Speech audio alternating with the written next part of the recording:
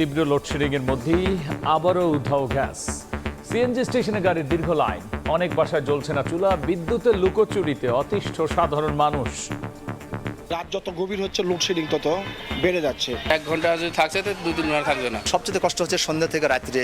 1 মাস থেকে একবারে গ্যাস নাই, ম্যাজিক চুলায় রান্না করে খাচ্ছি। 10-12টা বিল্ডিং এ একবার টোটাল গ্যাস নাই। পাম্পের গেটও তো গেছি, লাইনও গ্যাস নাই। বিদ্যুতের সাশ্রয়ে নতুন সিদ্ধান্ত, সকাল 11টায় খুলে রাত 8টায় বন্ধ করতে হবে দোকান, শপিং মল। সংকটের জন্য অতীতের ভুল নীতিকে দায়ী করলেন প্রতিমন্ত্রী। বিগত সরকারগুলো কোনো মধ্যমেয়াদী, কোনো দীর্ঘমেয়াদী কোনো সমাধান সূত্র খোঁজেননি, তাৎক্ষণিক সমাধানের পথে গেছেন বলে আজকে হঠাৎ করে একটি সংকট হয়েছে। দেখছিলেন প্রধান শিরোনাম, রাতের সময়ের সঙ্গে আছি আমি গোলাম রাব্বি। এবার অন্যান্য শীর্ষ সংবাদ। কাল বিএনপির স্থায়ী কমিটির বৈঠক ডেকেছেন দলের চেয়ারম্যান তারেক রহমান। ঘোষণা করা হবে রাষ্ট্রপতি পদে মনোনীত প্রার্থীর নাম। আলোচনায় মির্জা ফখরুল, ওবায়দুল কাদের সহ 7 আসামির মানবতা বিরোধী অপরাধ প্রমাণিত। শেষ হলো যুক্তিতর্ক উপস্থাপন। সর্বোচ্চ সাজার আশা প্রসিকিউশনের। সম্পত্তি বাজেয়াপ্তের আবেদন।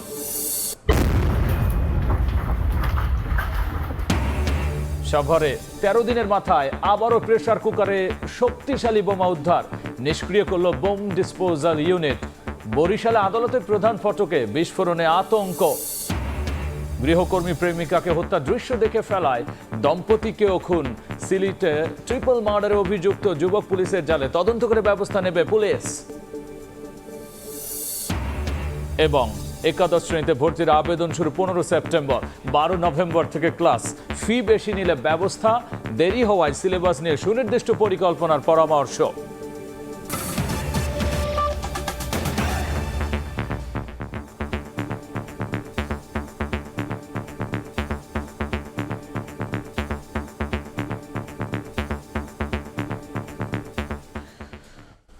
তীব্র লোডশেডিংয়ের সঙ্গে গ্যাস সংকটে নাজেহাল জনজীবন।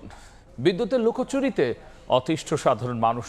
ব্যাহত হচ্ছে পানির সরবরাহ ও স্বাভাবিক কার্যক্রম। বিপাকে পড়েছেন ব্যবসায়ী ক্ষুদ্র উদ্যোক্তারা।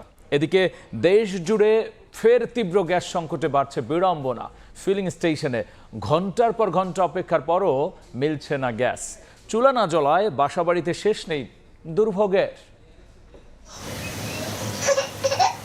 তীব্র গরমের মধ্যে ঘন ঘন লোডশেডিং, ভ্যাপসা গরমে জনজীবনে নাভিশ্বাস। এর মধ্যে গ্যাস সংকট আরও তীব্র, রান্না করতেই হিমশিম দশা। রাজশাহী নগর জুড়ে দিনে বিদ্যুৎ থাকছে না 2 থেকে 4 ঘন্টা, আর গ্রামাঞ্চলে থাকছে না 6 থেকে 8 ঘন্টা। নেসকো বলছে রাজশাহীতে চাহিদার তুলনায় বিদ্যুতের ঘাটতি 24 মেগাওয়াট, আর 5 উপজেলায় 110 থেকে 115 মেগাওয়াটের বিপরীতে 80 থেকে 85 মেগাওয়াট পাচ্ছেন পল্লী বিদ্যুৎ গ্রাহকরা। 5-7 ঘন্টা লোডশেডিং হতেই থাকছে, মানে 1 ঘন্টা যদি থাকছে তো 2-3 ঘন্টা থাকবে না। মানুষ গরমে থাকতে পারছে না, বৈদ্যুতিক পাখা টাখা সব বন্ধ। সবচেয়ে কষ্ট হচ্ছে সন্ধ্যা থেকে রাত্রে, মানে রাতের মানুষের ঘুমানো অবস্থা পর্যন্ত। একইভাবে চট্টগ্রাম, বরিশাল, নওগাঁ সহ জেলায় জেলায় বিদ্যুৎ মিলছে চাহিদার তুলনায় প্রায় অর্ধেক। দিনে কিছুটা থাকলেও রাতে ঘন ঘন বিদ্যুৎ আসা যাওয়ায় ব্যাহত স্বাভাবিক জীবনযাত্রা। রাত যত গভীর হচ্ছে লোডশেডিং তত বেড়ে যাচ্ছে। বিদ্যুৎ থাকিচ্ছে না, আধা ঘন্টা 1 ঘন্টা থাকে, আবার চলে যাচ্ছে, আবার 2 ঘন্টা নেয়, আবার আসছে। এইভাবে গেলে গাড়ি চলবে আমাদের। এদিকে মাসখানেক ধরেই গ্যাস সংকটে ধুঁকছে সারা দেশ। মাঝে কয়েকদিন পরিস্থিতির কিছুটা উন্নতি হলেও ফের এলএনজি সরবরাহ কমায় আবারও তীব্র ভোগান্তিতে মানুষ। রাজধানীর ফিলিং স্টেশনগুলোতে ঘন্টার পর ঘন্টা লাইনে দাঁড়িয়েও মিলছে না গ্যাস। গ্যাস নিতে গেলে 3-4 ঘন্টা লাগে। এখন খুব খারাপ অবস্থা বর্তমানে, মানে গ্যাসের। সকাল 6টা বাজে গ্যাসের সিরিয়াল ধরছি ভাই, এখন পর্যন্ত সিরিয়াল তৈরি 229 টাকার গিয়ার ঢুকছে। এই হলো অবস্থা, সারা রাত দিন অবস্থা ঠাইটে গেছে। মহেশখালীতে এলএনজি টার্মিনাল মেরামতের অজুহাত নাকি গ্যাস সংকটের পেছনে অন্য কোনো চক্র জড়িত, সেই প্রশ্নও তুলেছেন গ্যাস সংগ্রহে আসা সাধারণ মানুষ। 9:30 বাজে পাম্পে ঢুকছি, পাম্পের গেটও তো গেছি, লাইনও গ্যাস নাই। গত বুধবার, বৃহস্পতিবার, শুক্রবার, শনিবার এই 4 দিন ভালো ছিল, আবার যাতাই। এটা সিন্ডিকেটই চলতেছে। এটা অনেক দিন, এই দুই তিন মাসটাই একই অবস্থা।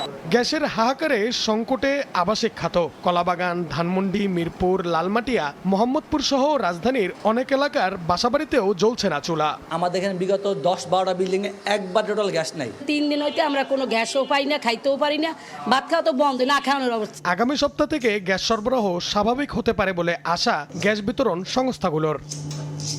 নাইম হাসান, সময় সংবাদ। এনে বিস্তারিত জানাতে স্টুডিওতে যুক্ত হয়েছেন সহকর্মী আব্দুল্লাহ শাফি। যাচ্ছি তার কাছে।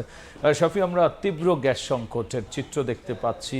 বেশ কিছুদিন ধরে মাঝখানে মনে হচ্ছিল যে সমাধান হচ্ছে, কিন্তু সেই আগের রূপেই আবার কেন হচ্ছে বা এখন কি অবস্থা? দেখুন, গ্যাস বিদ্যুৎ সংকটের মাত্রাটা কতটা একটু আগে আমরা দেখছিলাম প্রতিবেদনে। তো আমি যে হচ্ছে গ্রামাঞ্চলে বেশ কয়েকজনের সঙ্গে কথা বলেছি, বিশেষ করে উত্তরাঞ্চলে।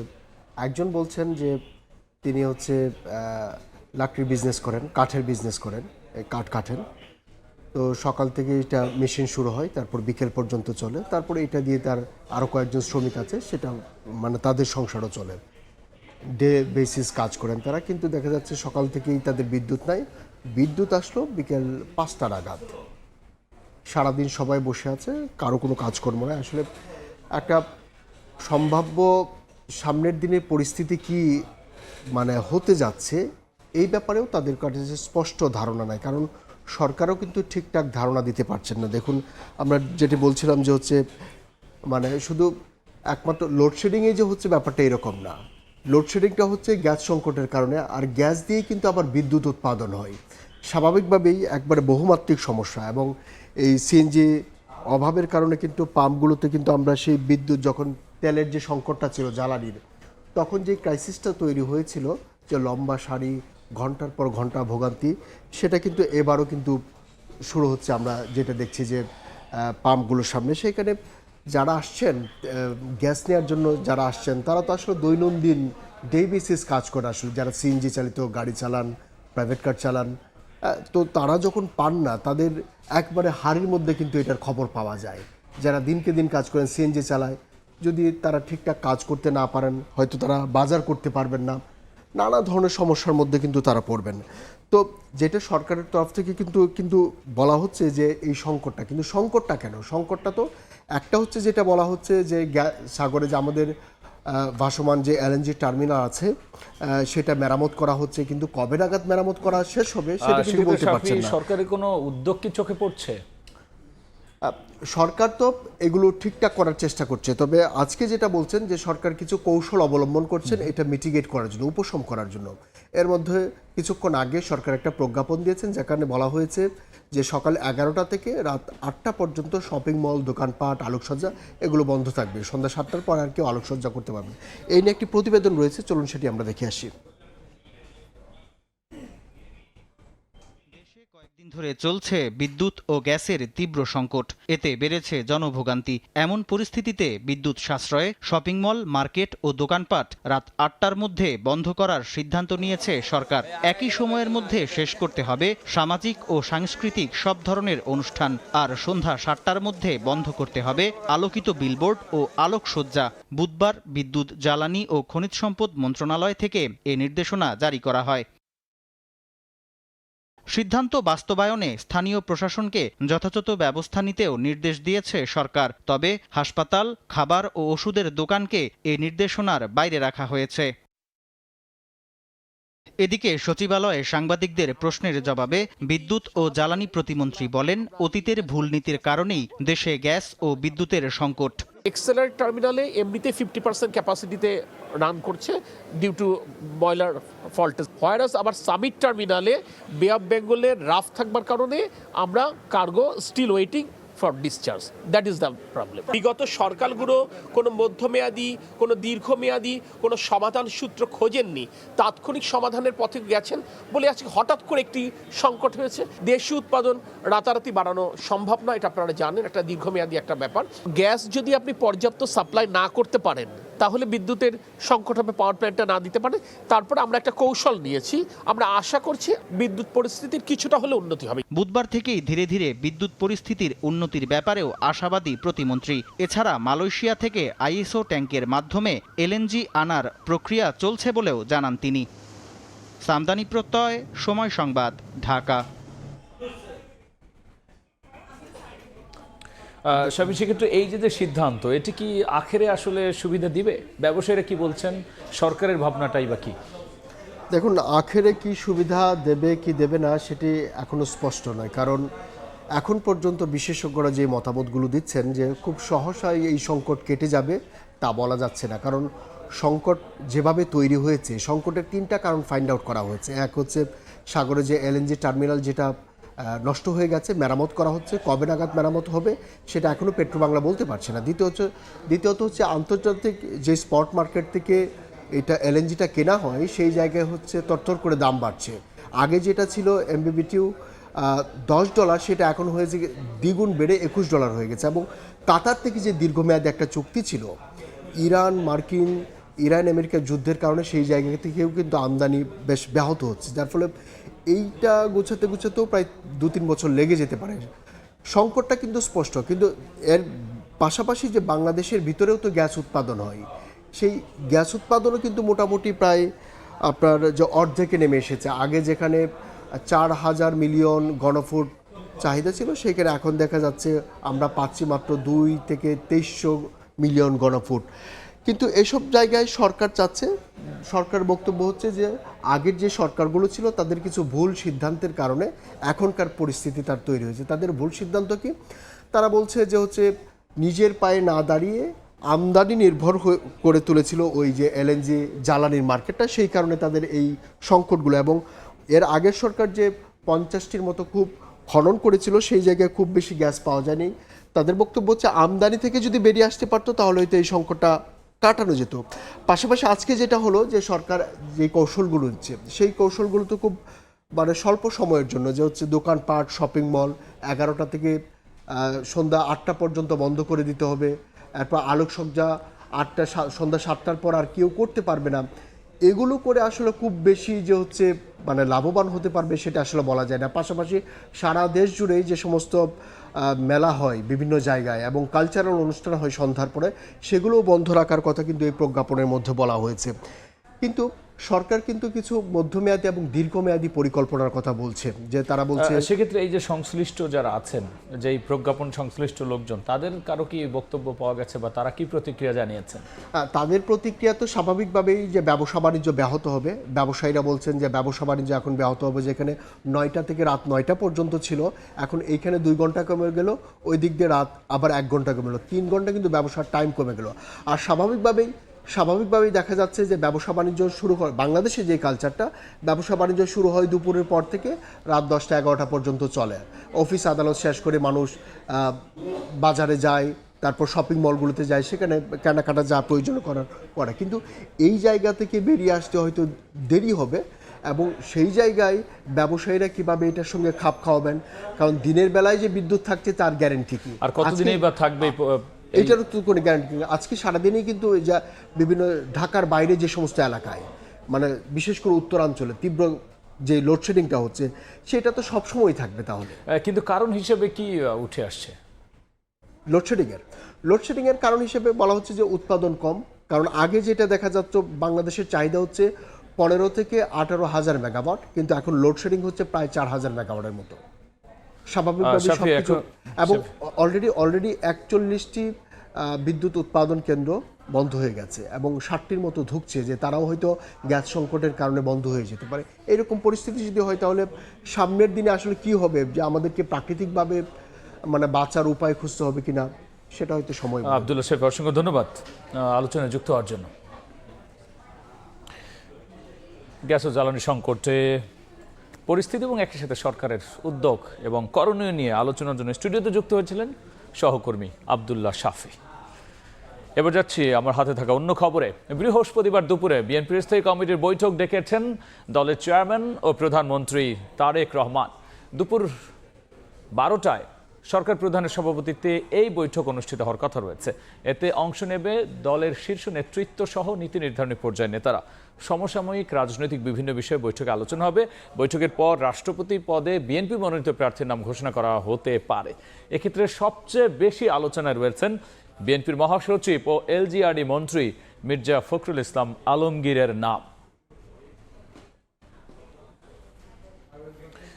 সামাজিক মাধ্যমে আওয়ামী লীগের ওপর থেকে নিষেধাজ্ঞা তুলে নেওয়ার তথ্য গুজব বলে জানিয়েছেন তথ্য সম্প্রচার মন্ত্রী জহিরুদ্দিন স্বপন। এদিকে প্রধানমন্ত্রীর রাজনৈতিক উপদেষ্টা রুহুল কবির রিজভী বলেছেন, মুক্তিযুদ্ধ বিরোধী কোনো শক্তিকে জনগণ আর সুযোগ দেবে না। জিয়া পরিবারকে বিপর্যস্ত করতে সব চেষ্টা করছে ফ্যাসিবাদী সরকার। শহীদ রাষ্ট্রপতি জিয়াউর রহমান ও সাবেক প্রধানমন্ত্রী খালেদা জিয়ার কনিষ্ঠ পুত্র আরাফাত রহমান কোকোর ৫৭তম জন্মবার্ষিকীতে রাজধানীর বনানী কবরস্থানে আসেন বিএনপির নেতাকর্মীরা। সবাইকে নিয়ে প্রয়াত কোকোর কবরে শ্রদ্ধা জানান বিএনপির সিনিয়র যুগ্ম মহাসচিব রুহুল কবির রিজভী ও ক্রীড়া প্রতিমন্ত্রী আমিনুল হক।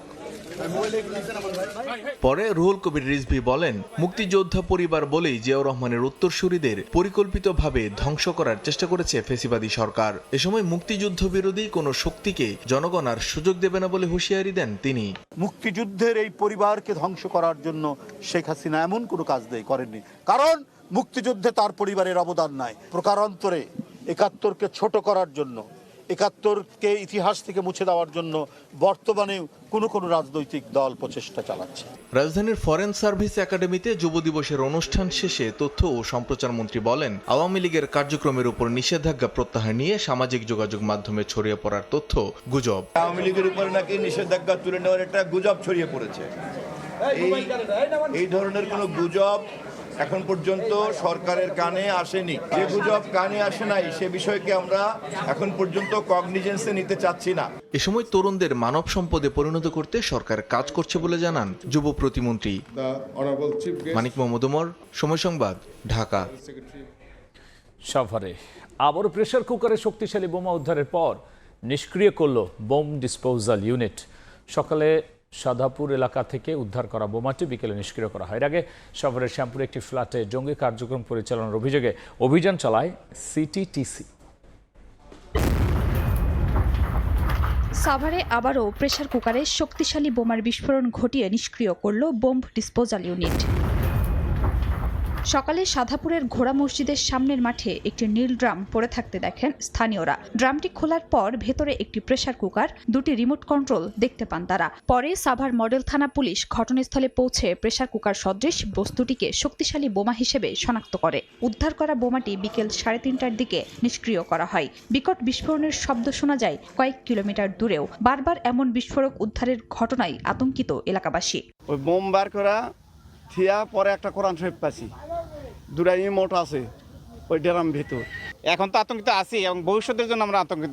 এলাকাবাসী এবং মসজিদে যারা আছে আমরা অত্যন্ত আতঙ্কিত বিষয়ে, আমরা চাই এটা একটা সুস্থ তদন্ত হোক। এর আগে মঙ্গলবার দিবাগত রাতে সাভারের শ্যামপুর এলাকার একটি বাড়িতে অভিযান চালিয়ে 5টি বোমা নিষ্ক্রিয় এবং বিপুল পরিমাণ গান পাউডার সহ বোমা তৈরির বিভিন্ন সরঞ্জাম ও উপকরণ উদ্ধার করা হয়। বিস্ফোরক জাতীয় দ্রব্য এবং ককটেল সদৃশ কিছু বস্তু সহ আরও অন্যান্য মালামাল, বিপুল পরিমাণ মালামাল এখানে পাওয়া যায়। এর আগে গত 30 জুলাই একইভাবে আশুলিয়ায় প্রেসার কুকারে বোমা পাওয়ার পর নিষ্ক্রিয় করা হয়।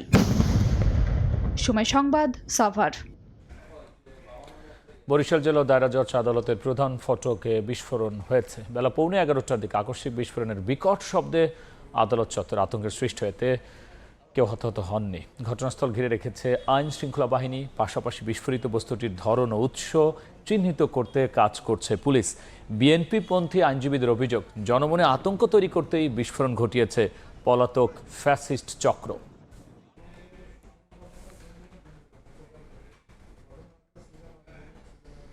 রাতের সময় আরও থাকছে।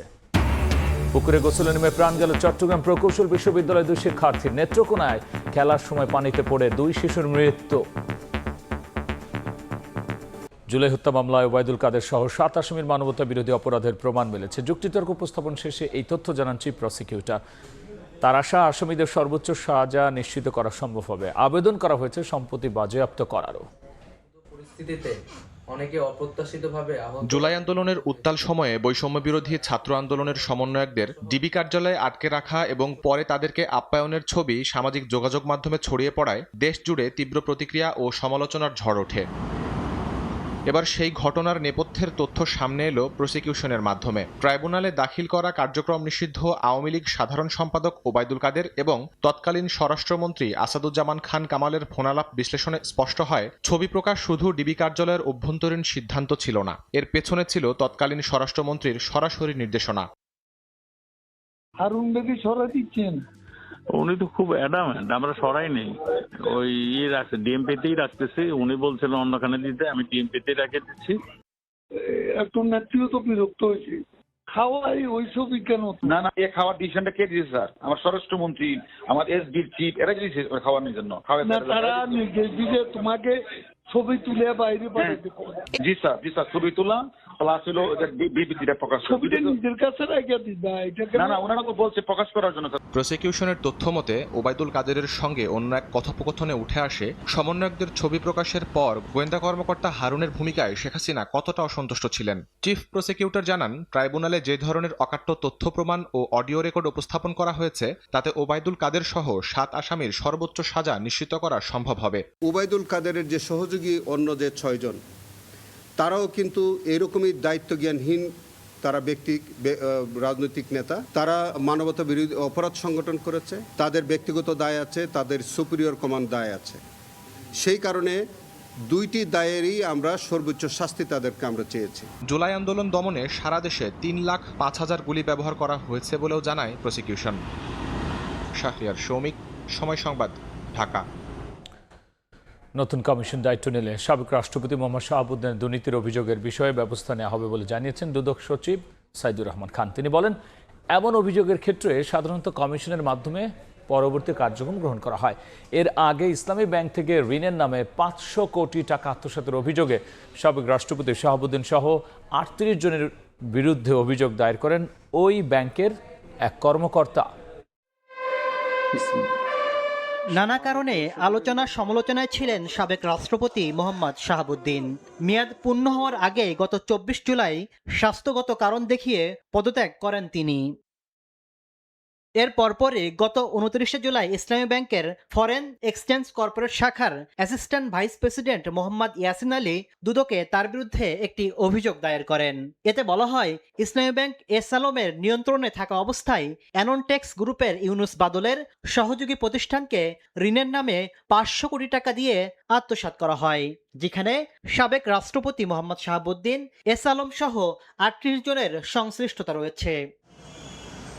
অভিযোগের বিষয়ে জানতে চাইলে দুদক সচিব বলেন, নতুন কমিশন এলে এ বিষয়ে প্রয়োজনীয় ব্যবস্থা নেওয়া হবে। কমিশন এই মুহূর্তে নাই, এই সমস্ত অভিযোগ আসলে কমিশনের মাধ্যমে কার্যক্রম গৃহীত হয়। আমরা আশা করছি খুব দ্রুত কমিশন আসবে এবং এটার ব্যাপারে আমরা ব্যবস্থা নিব। এদিকে সাবেক রাষ্ট্রপতির বিরুদ্ধে দুদকে অভিযোগকারী ইসলামী ব্যাংকের কর্মকর্তা ইয়াসিন আলীকে সংশ্লিষ্ট বিভাগ থেকে সরিয়ে ট্রেনিং একাডেমিতে সংযুক্ত করা হয়েছে। ইসলামী ব্যাংক কর্তৃপক্ষ জানিয়েছে, হেড অফিসের অনুমতি ছাড়া এই অভিযোগ দেওয়ায় তাকে সরানোর পাশাপাশি একটি তদন্ত কমিটিও গঠন করা হয়েছে। তাসলিম তৌহিদ, সময় সংবাদ, ঢাকা। এবার সরকারের 180 দিনের বিশেষ প্রতিবেদন।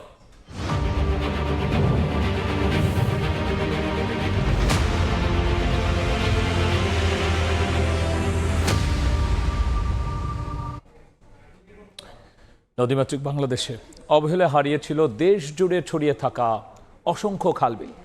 দিনের পর দিন গাছ কাটার নেতিবাচক প্রভাবে প্রকৃতি হয়ে উঠেছিল ধূসর আর বিষাক্ত।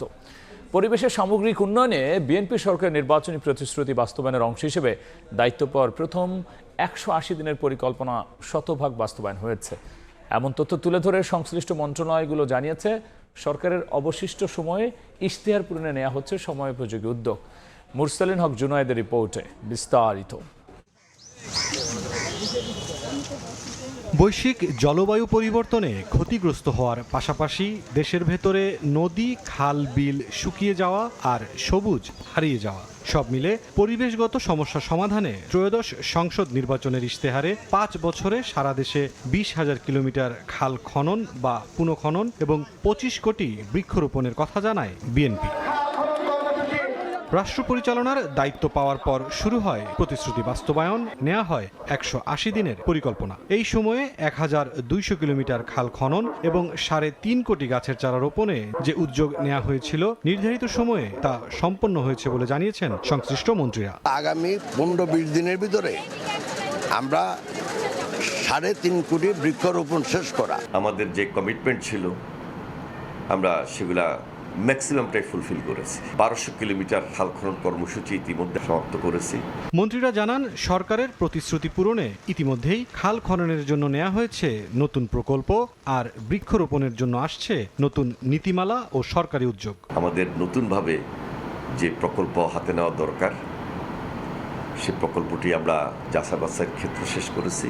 একটাকে যাবে, আমরাও চারা দেব, আমাদের বন অধিদপ্তরও চারা দিবে, বাট বিক্রি করবে কম পয়সায়। বিশেষজ্ঞরা বলছেন খনন করা খাল পুনঃদখল ঠেকানোর পাশাপাশি রোপণ করা গাছ সংরক্ষণে মনোযোগী হতে হবে সরকারকে। এই ধরনের খাল খনন করে সংশ্লিষ্ট প্রতিষ্ঠান ফেরত আসার পরে যাতে এটা পুনঃদখল না হয়ে যায় অতীতের মতো, গাছ রক্ষণাবেক্ষণ সংরক্ষণের জন্য বিজ্ঞানভিত্তিক এবং টেকনোলজি বেসড একটা জাগরণ দরকার রয়েছে। পরিবেশ রক্ষা করে পরিচ্ছন্ন দেশ গড়তে সাধারণ মানুষের মধ্যে সচেতনতা তৈরিতেও সরকারকে এগিয়ে আসার পরামর্শ বিশেষজ্ঞদের।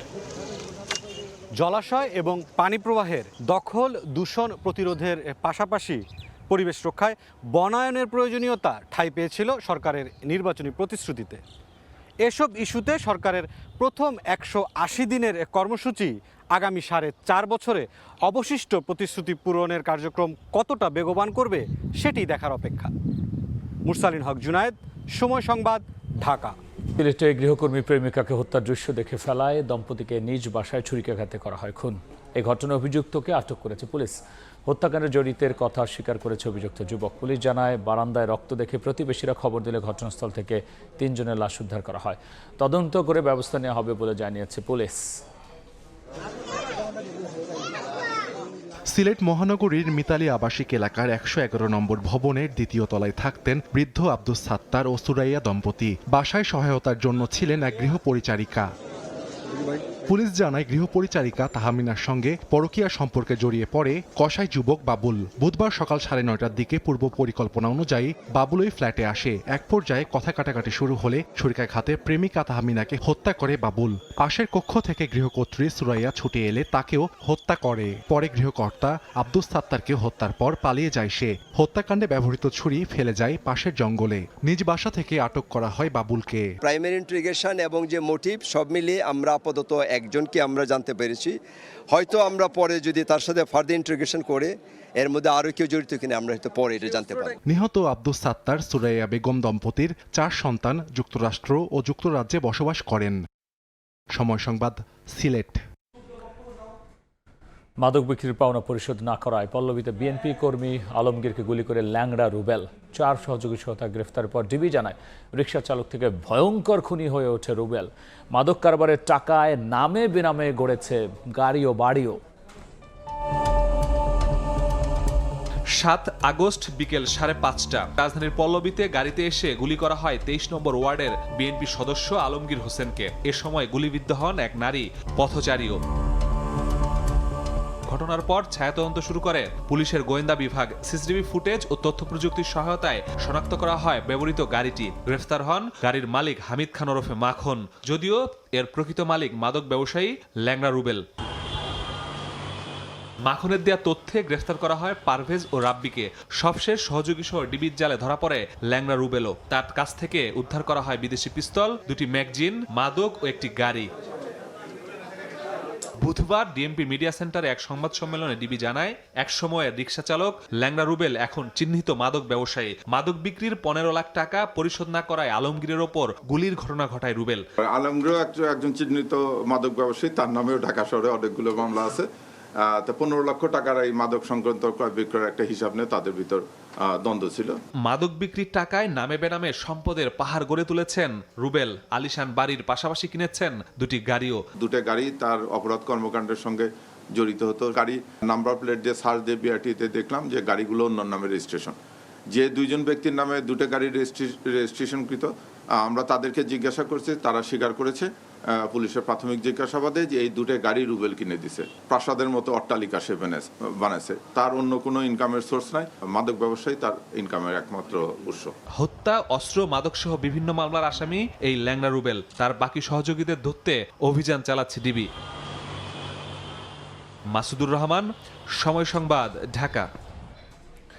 চট্টগ্রাম প্রকৌশল প্রযুক্তি বিশ্ববিদ্যালয়ে পুকুরে ডুবে 2 শিক্ষার্থীর মৃত্যু হয়েছে। দুপুরে চট্টগ্রাম প্রকৌশল প্রযুক্তি বিশ্ববিদ্যালয়ের 2 শিক্ষার্থী বন্ধুদের সঙ্গে কবি কাজী নজরুল ইসলাম হল সংলগ্ন পুকুরে গোসল করতে নামেন। তারা তলিয়ে যাওয়ার সময় বিষয়টি অন্যদের নজরে আসে। তাদের উদ্ধার করে বিশ্ববিদ্যালয়ের মেডিকেল সেন্টারে প্রাথমিক চিকিৎসা শেষে নগরীর এভার কেয়ার হাসপাতালে পাঠানো হলে দুজনকে মৃত ঘোষণা করেন চিকিৎসক। একই দিন দুপুরে নেত্রকোনার কমলাকান্দার আলাদা স্থানে বাড়ির উঠানে খেলতে গিয়ে পুকুরে পড়ে মৃত্যু হয়েছে 2 শিশুর।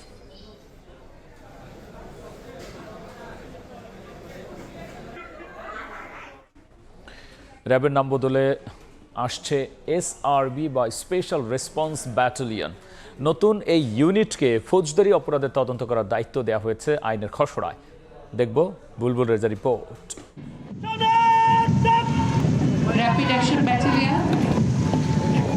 2004 সালে বিএনপি সরকারের আমলে পুলিশের এলিট ফোর্স হিসেবে গঠন করা হয়েছিল র্যাব। শুরু থেকেই বাহিনীটির বিরুদ্ধে কথিত ক্রসফায়ারের নামে বিচার বহির্ভূত হত্যাকাণ্ড সহ নানা অভিযোগ উঠতে থাকে। আওয়ামী লীগ সরকারের সময়ে এমন অভিযোগে র্যাব ও বাহিনীটির কয়েকজন কর্মকর্তার উপর নিষেধাজ্ঞাও দিয়েছিল যুক্তরাষ্ট্র। শেখ হাসিনা সরকার পতনের পর বিভিন্ন মানবাধিকার সংগঠন ও রাজনৈতিক দলের পক্ষ থেকে র্যাবের বিলুপ্তি দাবি করা হয়েছিল। তবে বিলুপ্তি নয়, এবার ভিন্ন নামে আসছে সংস্থাটি। স্বরাষ্ট্র মন্ত্রণালয়ের ওয়েবসাইটে এসআরবি বা স্পেশাল রেসপন্স ব্যাটালিয়ন গঠনের জন্য প্রস্তাবিত আইনের খসড়া প্রকাশ করা হয়েছে। এতে বলা হয়েছে, বাংলাদেশ পুলিশের অধীনে একটি বিশ্বায়িত ইউনিট হবে এসআরবি। পুলিশ ও আইন শৃঙ্খলা বাহিনীর কর্মকর্তা কর্মচারীদের পদায়ন বা প্রেষণে নিয়োগের মাধ্যমে এই ইউনিটটি গঠিত হবে। প্রতিরক্ষা বাহিনীর সদস্যদেরও নির্ধারিত শর্তে এই ইউনিটের চাকরিতে প্রেষণে নিযুক্ত বা অস্থায়ীভাবে সংযুক্ত করা যাবে। এই ইউনিটের ক্ষমতা, দায়িত্ব, কার্যাবলী সম্পর্কে আইনের খসড়ায় বলা হয়েছে, অভ্যন্তরীণ নিরাপত্তা রক্ষা, গোয়েন্দা তথ্য সংগ্রহ, বেআইনি অস্ত্র, গোলাবারুদ ও বিস্ফোরক উদ্ধার, মাদকদ্রব্য উদ্ধার, সাইবার অপরাধ দমন, মানব পাচার ও সংঘবদ্ধ অপরাধ দমন করবে এই বাহিনী। এছাড়া নারী শিশু নির্যাতন, ধর্ষণ, অপহরণ, গুম খুন, সন্ত্রাসী কার্যক্রম দমন, ভূমিদস্যুতার বিরুদ্ধে ব্যবস্থা নেওয়ার পাশাপাশি অন্য বাহিনীকে সহায়তা দেবে এসআরবি। নতুন এই ইউনিটকে ফৌজদারি অপরাধের তদন্ত করার দায়িত্ব দেওয়া হয়েছে আইনের খসড়ায়। শৃঙ্খলা পরিপন্থী কাজের জন্য বাহিনীর সদস্যদের বিরুদ্ধে তদন্তের এখতিয়ার মহাপরিচালকের হাতেই রাখা হয়েছে। বিশ্লেষকরা বলছেন, মৌলিক কোনো পার্থক্য নেই, নতুন মোড়কে পুরনো জিনিসই আইনের খসড়ায় দেয়া আছে। সরকার যে নাম এবং তার পোশাকের পরিবর্তন করতে চাচ্ছে, এটা মূল সমস্যার উপসর্গগত পরিবর্তন, কিন্তু সমস্যাটা কিন্তু থেকেই যাচ্ছে। র্যাবের কোনো সদস্যের বিরুদ্ধে বা পুরো র্যাবের বিরুদ্ধে যখন কোনো অভিযোগ আসবে, অভিযোগটা তদন্ত হবে কিভাবে? নিজেরাই যদি নিজেদের তদন্ত করে, সেই তদন্ত আসলে বিশ্বাসযোগ্যতা হারায়, বস্তুনিষ্ঠ থাকে না, কিংবা বিচার নিশ্চিত করার প্রশ্নে সেই তদন্ত নিয়ে অনেক ধরনের প্রশ্ন দেখা যায়। প্রতিরক্ষা বাহিনী থেকে কাউকে নতুন ইউনিটে সংযুক্ত না করার পরামর্শ এই বিশ্লেষকের। সেনাবাহিনী, নৌবাহিনী, বিমান বাহিনী এদের কোনোভাবেই স্পেশাল রেসপন্স ব্যাটালিয়নে যুক্ত করা ঠিক হবে না। আমরা বিগত দিনে যেটা দেখেছি, কোনো অপরাধ কর্মকাণ্ড সংগঠিত হওয়ার পর যখন অভিযোগ উঠত, তাকে মাতৃবাহিনীতে ফেরত দিয়ে দিত। মাতৃবাহিনীতে ফেরত দেওয়ার পর কিন্তু তাকে আমরা আর স্পর্শ করতে পারতাম না। আইনটির খসড়ার বিষয়ে মতামত নেয়ার পর কোনো পরিবর্তন দরকার হলে তা এনে আইন মন্ত্রণালয়ে পাঠানো হবে। প্রয়োজনীয় ভেটিং শেষে এটি বিল আকারে উপস্থাপনের জন্য যাবে জাতীয় সংসদে। এটি পাশ হলে এই আইনের ভিত্তিতে র্যাব বিলুপ্ত হয়ে গঠিত হবে এসআরবি। বুলবুল রেজা, সময় সংবাদ, ঢাকা। ক্লাস শুরু হবে 12 নভেম্বর আর ভর্তি আবেদন শুরু হচ্ছে 15 সেপ্টেম্বর থেকে। এবারে ভর্তি ফি সর্বোচ্চ 8,000 টাকা নির্ধারণ করেছে শিক্ষা বোর্ড। কোনো কলেজ অতিরিক্ত ফি নিলে আইন অনুযায়ী ব্যবস্থা নেওয়ার হুঁশিয়ারি বোর্ডের। এদিকে দেরিতে ক্লাস শুরু হওয়ায় সিলেবাস নিয়ে সুনির্দিষ্ট পরিকল্পনার পরামর্শ দিয়েছেন সংশ্লিষ্টরা। নুরে আলমের রিপোর্ট। এবার এসএসসি পরীক্ষায় পাশ করেছে 11,38,877 জন শিক্ষার্থী। এর বিপরীতে সরকারি এবং বেসরকারি কলেজে আসন আছে 25 লাখের মতো। এরই মধ্যে একাদশ শ্রেণীতে ভর্তি নীতিমালার খসড়া চূড়ান্ত করেছে শিক্ষা বোর্ড। প্রথম পর্যায়ে আবেদন 15 সেপ্টেম্বর থেকে শুরু হয়ে 30 সেপ্টেম্বর পর্যন্ত চলবে। নির্বাচিত শিক্ষার্থীদের ফল প্রকাশ হবে 10 অক্টোবর। দ্বিতীয় পর্যায়ে আবেদন শুরু হবে 15 অক্টোবর আর ফল প্রকাশ 19 অক্টোবর। তৃতীয় পর্যায়ে আবেদন 23 অক্টোবর আর ফল প্রকাশ হবে 26 অক্টোবর। 10 নভেম্বরের মধ্যে শেষ হবে ভর্তি কার্যক্রম। ফলাফলটা যেহেতু 20 দিন পিছিয়েছে, সেই ক্ষেত্রে আমাদেরকে ভর্তি শিডিউলটাকেও টেনে পিছনে নিতেই হচ্ছে। একাদশ শ্রেণীতে রাজধানীর কলেজগুলোর জন্য সর্বোচ্চ 8,000 টাকা ভর্তি ফি নির্ধারণ করা হয়েছে। ঢাকা মহানগর বাদে অন্য শহরগুলোতে বাংলা মাধ্যমে 5,000 টাকা ও ইংরেজি ভাষণে 6,000 টাকা, আর জেলা পর্যায়ে সর্বোচ্চ বাংলা মাধ্যমে 3,000 এবং ইংরেজি ভাষণে 4,000 টাকা নেওয়া যাবে। সরকার নির্ধারিত ফিকে অবজ্ঞা করে নিজেদের মতো ফি নেয়, তাদের বিরুদ্ধে কার্যকর ব্যবস্থা গ্রহণ করা সময়ের দাবি হয়ে উঠেছে। শিক্ষা গবেষকরা বলছেন, প্রাকৃতিক দুর্যোগের কারণে এবার এসএসসির ফলাফল প্রকাশে দেরি হয়েছে। ফলে একাদশের ক্লাসও শুরু হচ্ছে দেরিতে। তাই সিলেবাস যাতে নির্দিষ্ট সময়ে শেষ করা যায় সেজন্য সুনির্দিষ্ট পরিকল্পনা নিতে হবে। একাদশ এবং দ্বাদশ মিলে যে শিক্ষা কারিকুলাম তৈরি করা আছে, এই কারিকুলামের জন্য একটা নির্ধারিত সময় বরাদ্দ থাকে। এই বরাদ্দটা যদি না দেওয়া হয় তাহলে কারিকুলামটা আসলে পুরোপুরি হবে না, মানে ওই ইমপ্লিমেন্ট করা যাবে না। আসন সংকট না থাকলেও মানসম্মত কলেজের আসন কম থাকায় জিপিএ 5 প্রাপ্ত অনেক শিক্ষার্থী পছন্দ অনুযায়ী প্রতিষ্ঠানে ভর্তি হতে পারবে না।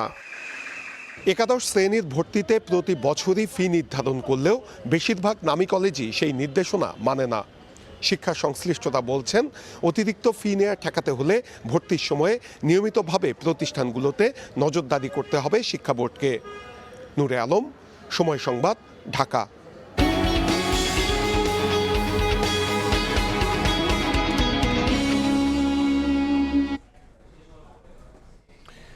বাণিজ্য ঘাটতি 27.3 বিলিয়ন ডলার বাড়লেও আমদানি বৃদ্ধির বড় অংশ এখনও বিনিয়োগে সক্ষম নয়। গেল অর্থ বছরের ব্যালেন্স অফ পেমেন্টে মিলেছে এমন তথ্য। সেলিয়া সুলতানের রিপোর্ট। বাংলাদেশের অর্থনীতিতে আমদানি বাড়লেও দেখা যাচ্ছে না শক্তিশালী বিনিয়োগ পুনরুদ্ধারের চিত্র। সবশেষ ব্যালেন্স অফ পেমেন্টস বা বৈদেশিক লেনদেনের তথ্য বলছে 2025-26 অর্থ বছরে দেশের বাণিজ্য ঘাটতি বেড়ে দাঁড়িয়েছে প্রায় 27.3 বিলিয়ন মার্কিন ডলার, যা 2021-22 অর্থ বছরের পর সর্বোচ্চ। এ সময়ে পণ্য আমদানি বেড়েছে 10.5%, রপ্তানি ছিল প্রায় স্থবির। বাংলাদেশ ব্যাংকের সবশেষ তথ্য, মূলধনী যন্ত্রপাতির আমদানি এখনও দুর্বল। শিল্পের কাঁচামাল আমদানিতেও নেই উল্লেখযোগ্য গতি। আমরা যেটা পেয়েছি সেটা হচ্ছে আন্তর্জাতিক বাজারে পিওএল অর্থাৎ পেট্রোলিয়াম অয়েল লুব্রিকেন্টের দামটা বেড়েছে, যার ফলে আমাদের আসলে ব্যবহার বেড়েছে সামান্য বেশি, কিন্তু দাম বৃদ্ধির কারণে আমাদের অনেক বেশি পেমেন্ট করতে হয়েছে। শিল্পের কাঁচামাল ও মূলধনী যন্ত্রাংশ আমদানি কমে যাওয়ায় এই প্রবৃদ্ধি অর্থনীতিতে বড় ধরনের উৎপাদনশীল বিনিয়োগের প্রতিফলন ঘটাচ্ছে না। কারণ হিসেবে ডলারের বাজার ও মূল্যস্ফীতিকে দায়ী করে অর্থনীতিবিদরা বলছেন, কর্মসংস্থান সৃষ্টিতে যন্ত্রপাতি, প্রযুক্তি ও কাঁচামাল আমদানি বাড়লে তা ভবিষ্যৎ উৎপাদন ও রপ্তানি সক্ষমতা বাড়ানোর একমাত্র চাবিকাঠি হয়ে উঠতে পারে। যেগুলো বন্ধ আছে সেগুলো হয়তো এখনো উৎপাদনে যেতে পারছে না, আর যেগুলো উৎপাদনমুখী আছে তাহলে তারা উৎপাদন করছে কিন্তু বেশি মাত্রায় হয়তো উৎপাদন করছে না। আর নতুন যে শিল্প কারখানা যেগুলোর জন্য মূলত মূলধনী যন্ত্রাংশ আমদানি করা হচ্ছে, সেগুলো উৎপাদনে আসতে কিন্তু আর একটু সময় হয়তো দেওয়া লাগতে পারে।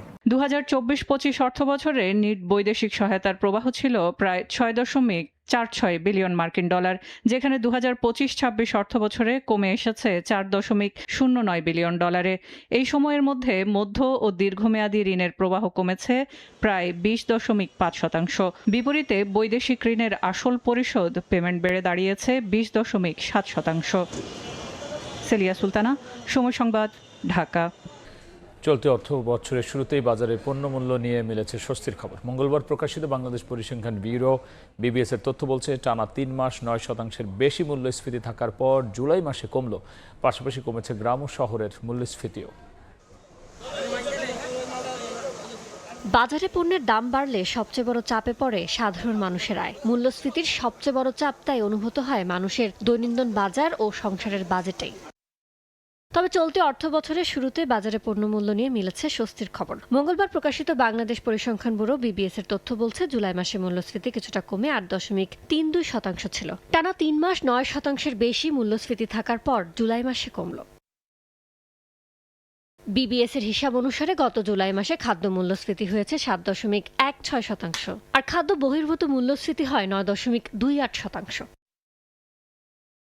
জুলাইয়ে শহরের পাশাপাশি গ্রামেও কমেছে মূল্যস্ফীতি। গ্রামীণ এলাকায় সার্বিক মূল্যস্ফীতি কমে হয়েছে 8.36%। কমেছে খাদ্য মূল্যস্ফীতি ও খাদ্য বহির্ভূত মূল্যস্ফীতিও। জুলাই মাসে শহরের সার্বিক মূল্যস্ফীতি কমে হয়েছে 8.24%। এর মধ্যে খাদ্য মূল্যস্ফীতি হয়েছে 7.21%, আর খাদ্য বহির্ভূত খাতে মূল্যস্ফীতি হয়েছে 8.90%। ইয়ানুর শিফাত, সময় সংবাদ, ঢাকা। বর্তমান ব্যবসায়িক চ্যালেঞ্জ মোকাবেলা ও চলতি মূলধন অর্থায়নের জন্য পুঁজিবাজার থেকে সর্বোচ্চ 1500 কোটি টাকা সংগ্রহে লঙ্কা বাংলা ইনভেস্টমেন্ট ও ওয়ান ব্যাংকের সঙ্গে চুক্তি সই করেছে দেশের অন্যতম বৃহৎ শিল্পগোষ্ঠী সিটি গ্রুপ। অর্থ সংগ্রহের প্রক্রিয়ায় আইপিও এর পাশাপাশি private equity, preference share, corporate bond, সুকুক সহ বিভিন্ন অনুমোদিত পদ্ধতি বিবেচনায় রয়েছে। অর্থ সংগ্রহের প্রক্রিয়ায় লঙ্কা বাংলা ইনভেস্টমেন্ট পিএলসিকে ইস্যু ম্যানেজার হিসেবে নিয়োগ দিয়েছে সিটি গ্রুপ, আর প্রস্তাবিত লেনদেনের সঙ্গে প্রয়োজনীয় ব্যাংকিং সেবা দিতে ওয়ান ব্যাংক পিএলসি কাজ করবে বলে ব্যাংকিং পার্টনার ও ব্যাংকার টু দ্য ইস্যু হিসেবে গুলশানে সিটি গ্রুপের কর্পোরেট কার্যালয়ে বিষয়ে চুক্তি সই হয়। এতে সংশ্লিষ্ট প্রতিষ্ঠানগুলোর ঊর্ধ্বতন কর্মকর্তারা উপস্থিত ছিলেন। অনুষ্ঠানে চলমান সংকটে পুঁজিবাজার সিটি গ্রুপের জন্য সহায়ক হতে পারে বলে আশা প্রকাশ করেছেন সিটি গ্রুপের ব্যবস্থাপনা পরিচালক মোহাম্মদ হাসান। এখানে যদি ওয়ার্কিং সেদিন যেটা পাবে, যেটা বললেন যে আমার এই ওয়ার্কিং ক্যাপিটালটা,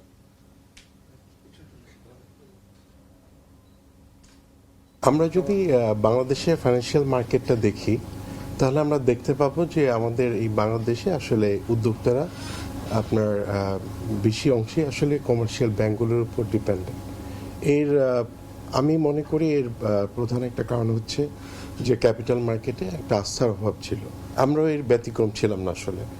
তো আমাদের মাননীয় প্রধানমন্ত্রী উনি এই ক্যাপিটাল মার্কেটটাকে আরও চাঙ্গা করার জন্য উনি অনেক পদক্ষেপ নিয়েছেন, এবং আমরা আশা করি যে এই ক্যাপিটাল মার্কেটের আরও চাঙ্গা হবে, এবং আমরা যে আমাদের চলমান যে সংকটটা আছে, আমরা মনে করি যে ক্যাপিটাল মার্কেট আমাদের জন্য একটা সলিউশন হতে পারে।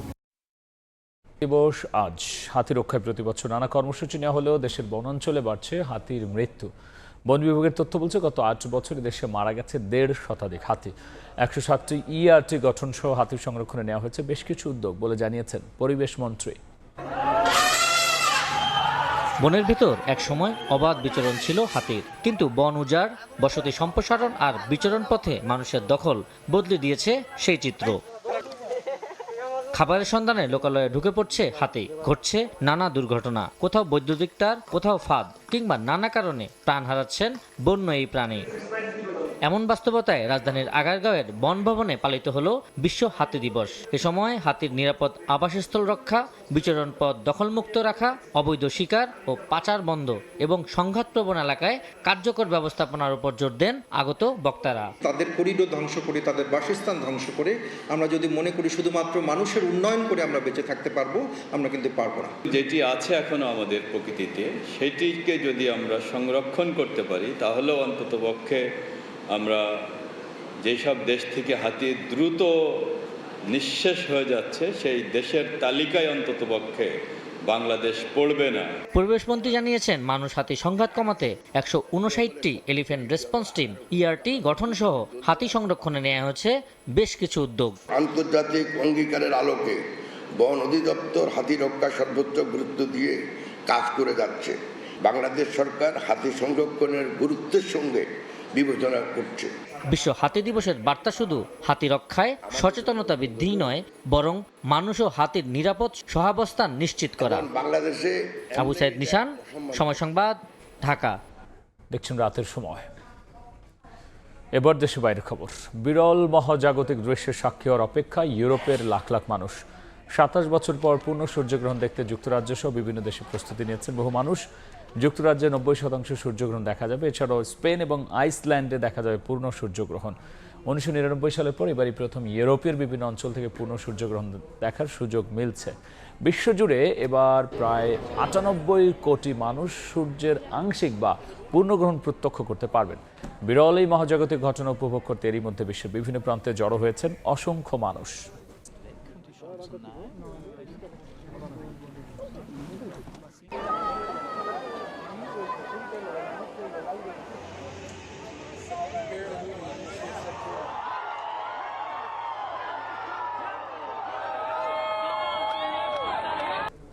দেখছেন রাতের সময়। বাংলাদেশ অস্ট্রেলিয়া টেস্ট সিরিজ প্রসঙ্গ। ডারউইনে সিরিজের প্রথম টেস্টে অজিদের বিপক্ষে মাঠে নামছে লাল সবুজ। স্বাগতিকদের পেস আর বাউন্সি কন্ডিশনে হার জিত ছাপিয়ে ম্যাচটা 5 দিনে নেওয়ার লক্ষ্য বাংলাদেশের। ফুল ফিট হওয়ায় একাদশে ফিরছেন লিটন দাস। অন্যদিকে মূল ক্রিকেটারদের পাশাপাশি 5 পেসার নিয়ে একাদশ সাজিয়েছে অস্ট্রেলিয়া। ম্যাচ শুরু হবে বৃহস্পতিবার ভোর 6:30টায়। অস্ট্রেলিয়া থেকে আরও জানাচ্ছেন তারেক হাসান শিমুল। হাসি মুখে দুই অধিনায়কের ট্রফি নিয়ে ফটো সেশন। ডারউইন টেস্টের আগের দিন ফুরফুরে মেজাজে প্যাট কামিন্স ও নাজমুল হোসেন শান্ত। শক্তিমত্তায় দুই দলের অবস্থান দুই দিকে।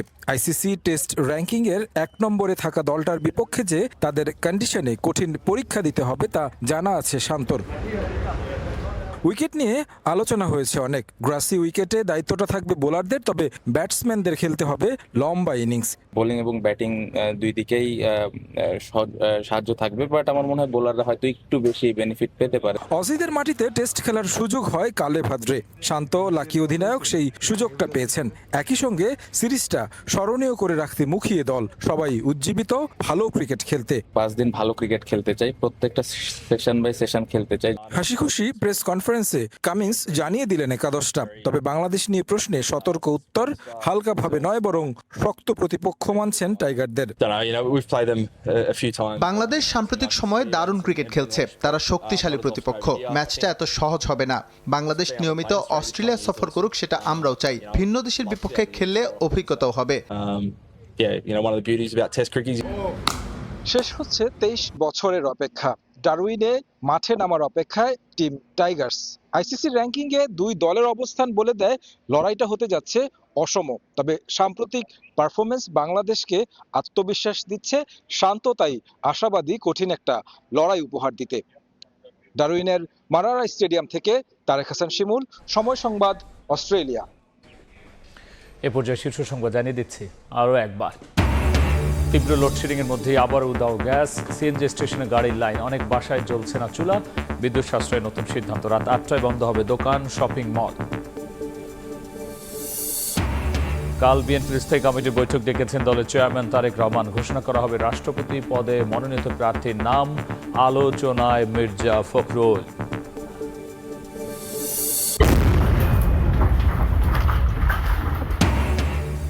সাভারে 13 দিনের মাথায় আবারও প্রেসার কুকারে শক্তিশালী বোমা উদ্ধার। নিষ্ক্রিয় করল বোম ডিসপোজাল ইউনিট। বরিশাল আদালতের প্রধান ফটকে বিস্ফোরণে আতঙ্ক।